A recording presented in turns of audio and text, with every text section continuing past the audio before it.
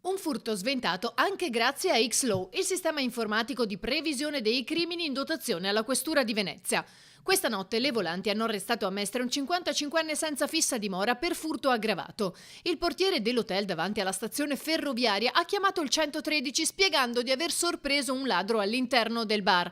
Un uomo robusto, vestito con abiti scuri e un paio di ciabatte, aveva sfondato la porta d'ingresso in vetro e si era diretto alla cassa per svuotarla. Poi ha tentato di fuggire sempre dalla stessa porta verso la zona riservata ai taxi.